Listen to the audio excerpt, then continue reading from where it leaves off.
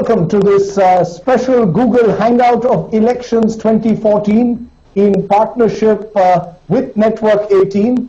The first of our guests on Google Hangout Election 2014 is Arun Jaitley, leader of the opposition in the Rajya Sabha, the BJP's candidate now from Amritsar, and many say that if there is an NDA government that comes to power in May 2014, he could well be the number 2 in the government. Appreciate you're joining us, Mr. Jaitley, on this Google Hangout. It's possibly your first Google Hangout as well. It indeed is. It's also my first Hangout. Just wanted to know, before we go through all the guests who've joined us on this Google Hangout, how important is the media in general and social media in particular in elections 2014? Can you win, lose elections, influence public opinion now through the social media?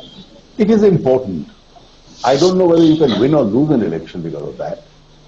Because the constituency-wise polarizations are going to be entirely different, which may not be entirely affected. But a large number of constituencies would be affected. Urban constituencies are very well connected to the social media. And therefore, it would be in our own interest for any candidate whose constituency is substantially urban or semi-urban to fully utilize the social media. The reason I'm asking you this, there's a sense, particularly with Mr. Modi at the helm, that the BJP has made a conscious attempt to target the social media, the youth vote in particular, the urban youth in particular. Is there a sense that this is a key constituency that you are really targeting in this election? A, it's a key constituency. B, it runs parallel to the normal media. In the normal media, there will be high points and low points. It's a media on which you are directly interacting with the people, and it costs you almost nothing. And therefore, it's a facility in a democracy which is available to a party or to a politician. And there is no reason why you should not avail of that facility. Okay, I'll come back to more on that in a moment, but let's go to our first panelist. And joining us is Vishal Agarwal. He's an entrepreneur from Mumbai. Vishal, what's your question to Arun Jaitley? For Mr. Jaitley, is BJP has been seen as an opportunistic opponent to GST. So what would BJP's stand be if voted to power? And do you expect Congress to support you? And how do you intend to handle regional parties who control the state government in various parts of the country? Thank you. Mr. Jaitley, you want to respond to that, because there's already the buzz is that you could be India's next finance minister. So one of the challenges is, what are you going to do about GST is what Vishal Agarwal wants to know. You see, first of all, let me clarify that we have clarity on a very large number of issues, particularly on the federal character of India, including the fact that in terms of working out the economic policy, India has to remain federal. Now, it's a hard reality that federal politics is represented by the emergence of regional parties. We were very comfortable working with the regional parties during the NDA government headed by Mr. Vajpayee.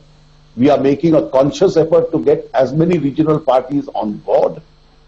I personally see a lot of virtues in the GST. It's going to add a lot of efficiency.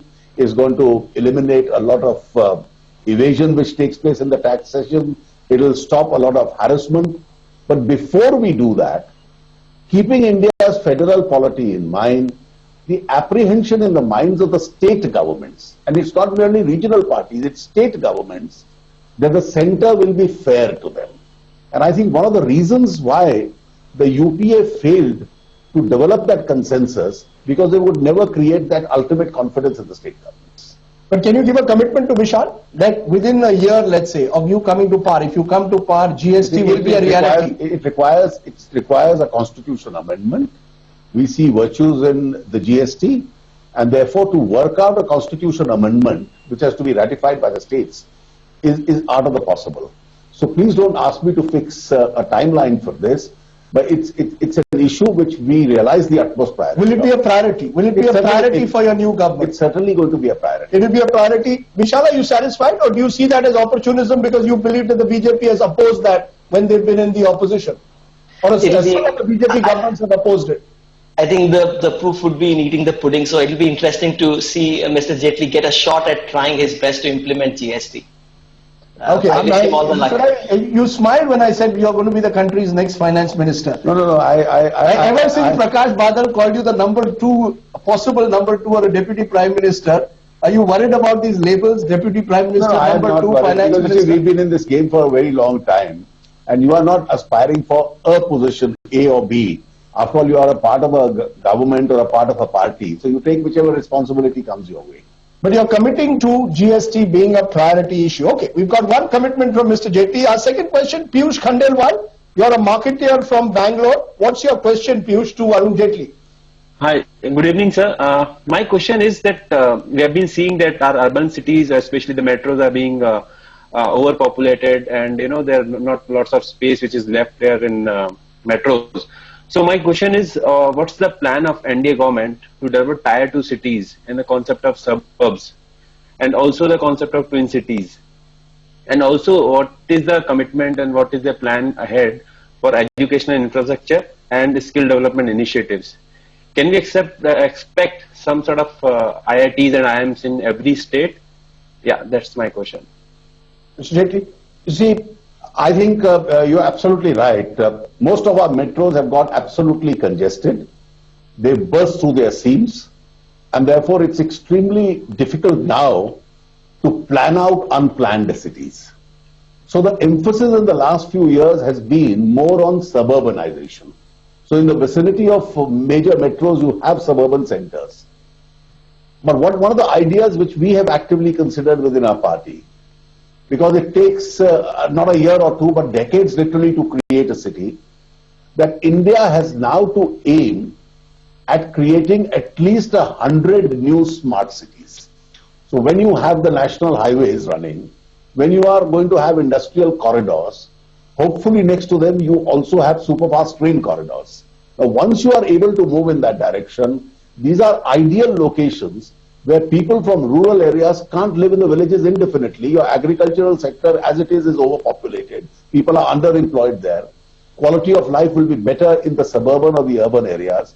And therefore, besides suburbanization, I think creation of at least 100 smart cities. The foundation has to be laid. It may take you 40 years to complete that aspiration, but India has to grow in that direction. It's a Chinese model, many say. I mean, it's being borrowed from the Chinese. You see, it's a Chinese model because the alternative model of granting urban-like facilities in every rural area doesn't seem to be happening. That's the alternative model you could think of. The reason I'm asking, the UPA government said India's primary goal, in a sense, was to build rural India through Narega, through rights, through entitlements. You must build rural India. There's no conflict with this. You must add employment in the rural areas. You can't allow people to be underemployed. But at the end of the day, urbanization is a phenomenon. It's a phenomenon which will increase. Now, where will people shift to? Do they just go and occupy land and build up disorganized housing there? Or do you have structured suburban townships? You have structured smart cities which come up. Now, after all, the Noidas and the Gandhinagars, with affordable low-cost housing. With low-cost housing, New Raipur. These are all new urban smart cities which are being planned. Piyush, you satisfied with that? You would want to stay in a smart city? Yeah, certainly I would love to stay in a smart city which has all the amenities. I always crave for the kind of infrastructure we see in the Western world.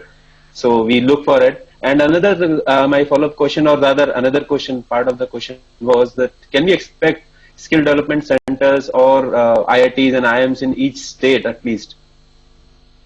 You see, IITs, IIMs and also AIMS, a long-term goal has to be that you create such institutions at least in every state. And in our party's national conference, we went a step further and said, why don't we start with Northeast and Jammu and Kashmir? Because that's the areas where the first right of development or the fruits of development must be felt so that you can involve them more. As far as skill development is concerned, the last government started an initiative. It's at a very, very preliminary stage. But you have to move in the direction, if a lot of people from villages have to come into the cities and be trained for modern economy, you have to target as high as 25 crore people who have to get into various skill developments. Okay,